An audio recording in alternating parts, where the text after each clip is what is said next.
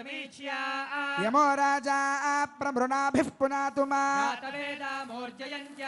कलशस्थितावाहित श्री पुण्डरीकाक्षाय नमः श्री सुदर्शनाय नमः यथास्थानं प्रतिष्ठापयामि स्वपदमासादया सादया क्षमस्व ओम।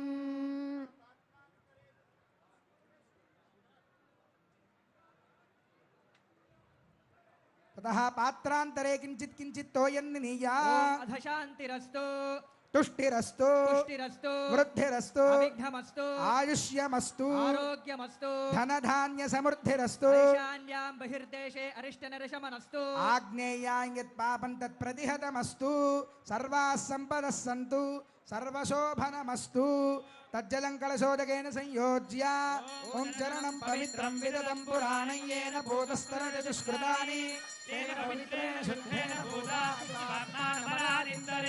ततः प्राच्यानि शिवासुदेवो मार्जयदा वासुदेवाय नमः संकर्षणाय नमः प्रद्युम्नाय नमः अनिरुद्धो मार्जयन्ताय नमः ऊर्ध्वायान्दिसे गदाधरो महापुरुषो मार्जयन्ताय नमः इत्येतेभ्यः श्रीवैष्णवेभ्यः नानागोत्रेभ्यः नानानामभ्यः कर्मणः पुण्याः वासनमन्त्रप्रदक्षिणां यजमानस्य मनसोत्साह प्रमितहिरण्यं तुभ्यमहं सम्प्रददे नमः। ततः वास्तोष्पद इति मन्त्रेण सर्वत्र मार्जनं चरेत् वास्तोष्पदे प्रतिजानी यस्मात् स्वावेशो अनमीवो भवानः प्रतिदन्नो दिशस्वशन्न एधिर्द्विपदेश चतुष्पदे आस्तो ओष्पदे शिग्मया सुखं सदा ते सक्षीमहिरन्मया गातुमत्या आवह क्षेम उतयोगे वरन्नो यूयं पात स्वस्तिभिः सदा नः आस्तो ओष्पदे प्रतरणो नये धिगोभिरश्वेभिरिन्दो अजरासस्ते सख्ये स्याम पितेव पुत्रान् प्रतिनोदिशस्व महावास्तो ओष्पदे विश्वारूपाण्या विशन् सखा सुषेव एधिनः शुभगुं शुभम् स्थानानि देशानि सहस्रबाहुः वरेण्यनामा विरजांसि नामा तेभ्यो नमस्ते मधुसूदनाय तत्राभिमानं परिरक्षयन्तम्। పుణ్యాహవచన కార్యక్రమం అయింది. ఈ పుణ్యాహవచనంలో ఒక కలశాన్ని స్థాపించి ఆ కలశంలో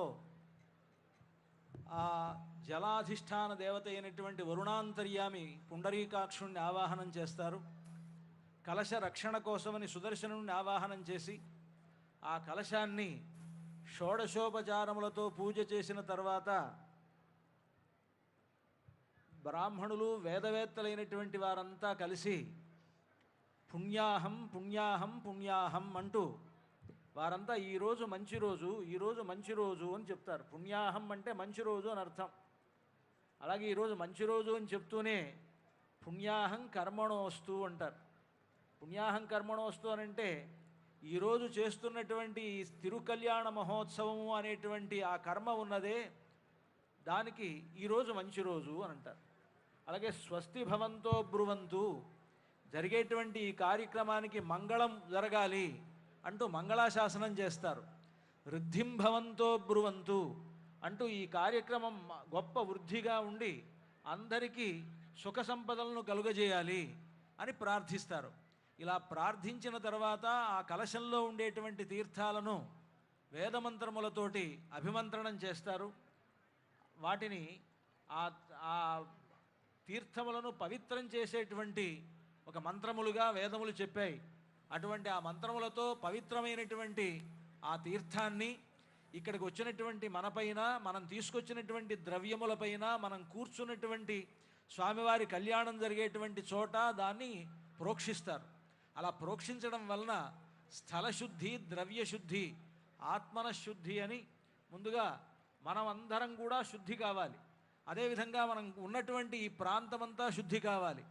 దాంతోపాటుగా మనం తీసుకొచ్చినటువంటి ద్రవ్యములు శుద్ధి అయి భగవంతునికి కైంకర్య యోగ్యం కావాలి అనేటువంటి అభిప్రాయంతో ఈ విధంగా ఈ పుణ్యాహవాచన కార్యక్రమాన్ని అర్చక స్వాములు నిర్వహించడం జరిగింది. విశ్వక్సేన పూజ పుణ్యాహవాచనం కాగానే ఇప్పుడు ఈనాడు జరిగేటువంటి ఈ కళ్యాణోత్సవం సీతారాములకు కనుక ఆ సీతారాములిద్దరినీ వివాహాగారాన్ని ప్రవేశింపజేయడం అనేటువంటి కార్యక్రమం జరుగుతూ శ్రియోద్వాహము అని అంటారు. దీన్ని శ్రియోద్వాహం అని అంటే సీతా కళ్యాణం. ఇక్కడ శ్రీ అంటే సాక్షాత్తు సీతా మహాలక్ష్మి అనమాట. అంటే మహాలక్ష్మియే అయోనిజగా ఈ భూమి యందు అవతరించింది కనుక ఆమెడకు శ్రీ అని పేరు. కనుక అలాంటి ఆ శ్రీయోద్వాహ కార్యక్రమాన్ని ఇక్కడ అర్చక స్వాములు నిర్వర్తిస్తారు.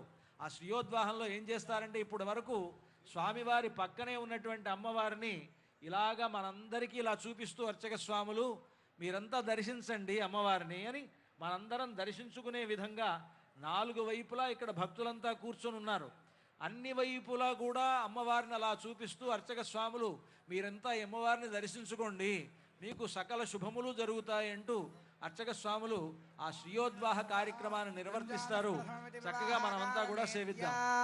ఓం యుజానః ప్రథమం మనస్తత్వాయ సవితాధియః అగ్నిం జ్యోతిర్నిచాయ పృథివ్యా అధ్యాభరత్. శ్రీరామచంద్ర పరబ్రహ్మణే నమః. ఇదమర్ఘ్యం సమర్పయామి, ఇదం పాద్యం సమర్పయామి, ఇదమాచమనీయం సమర్పయామి.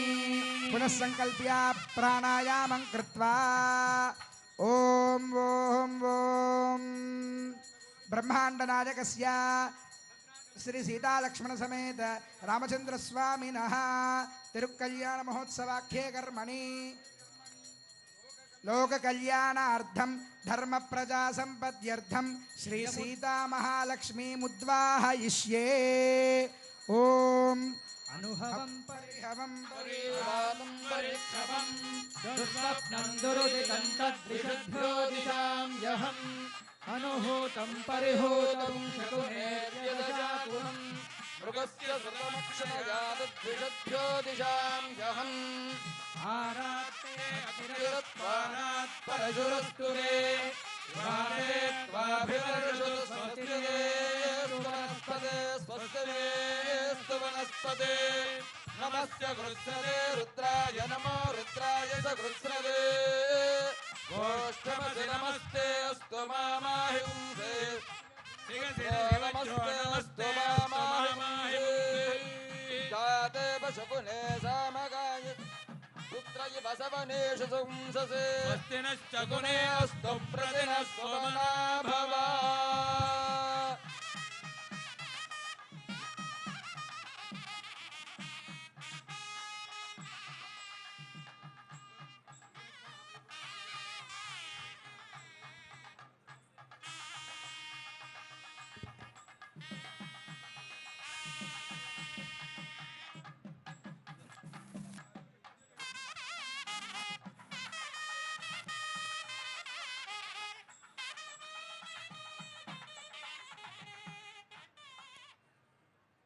లక్ష్మీదేవి భగవంతుడు ఏ ఏ అవతారాలను ధరిస్తూ ఉంటాడో ఆ అవతారములకు అనుగుణంగా ఆవిడ కూడా అవతరిస్తూ ఉంటుంది.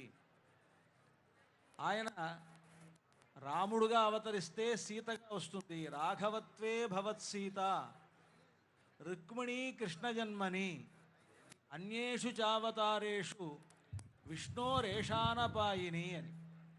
మహావిష్ణువునకు లక్ష్మీదేవి అనపాయిని అంటారు. అనపాయిని అంటే అర్థం అపాయము అనంటే విడిపోవుట, అనపాయము అనంటే విడిపోకుండా ఉండుట. అనపాయిని అంటే ఎల్లప్పుడూ అనపాయిని అంటే విడిపోకుండా ఉండుట. నిత్యానపాయిని అంటే ఎప్పుడూ విడిపోకుండా ఉండుట అని అర్థం. అంటే ఎప్పుడూ ఆయన్ని విడిచి ఉండదు. ఆయన బ్రహ్మచారిగా వామనావతారంలో వచ్చినప్పుడు కూడా ఆ వామనుడి వక్షస్థలంలోనే ఉంది ఆవిడ. అహలహిల్లేన్ ఇరయమెన్రు అలర్మేల్ మంగ యురైమార్భా అని నమ్మాళ్వార్లు అంటారు. ఆ స్వామిని నేను విడిచి ఒక క్షణం కూడా ఉండలేను అని నిత్యం ఆయన వక్షస్థలంలో ఉండేటువంటి ఆవిడ కనుక ఉండి ఏం చేస్తుంది ఆవిడ అంటే ఆయన దగ్గర ఉండేటువంటి క్షమాగుణాన్ని వర్ధింపజేస్తుందిట. ఈశానాం జగతోస్య వెంకటపతే విష్ణోః పరాం ప్రేయసీం తద్వక్షస్థల నిత్యవాసరసికాం శాంతి సంవర్ధిని. ఆయన వక్షస్థలంలో ఉండి సహజంగానే ఓర్పు కలిగినటువంటి భగవంతుని యొక్క ఓర్పుని మరింతగా వృద్ధి చేస్తుంది. ఓర్పు ఉంటే ఏం జరుగుతుంది అంటే మన పోటీ వాళ్ళందరినీ రక్షించాలని స్వామికి అనుగ్రహం కలుగుతుంది. ముఖ్యంగా మనం చాలా తప్పులు చేస్తుంటాం. ఇటువంటి తప్పులన్నిటినీ క్షమించాలి కదా ఆయన. కనుక అలాంటి క్షమాగుణాన్ని పెంపొందింపజేస్తూ నిరంతరం ఆయన వక్షస్థలంలో ఉండేటువంటి లక్ష్మీదేవి ఆయన రాముడుగా అవతరించబోతూ ఉండగానే ఆయన రాముడుగా కౌసల్యాదేవి గర్భంలో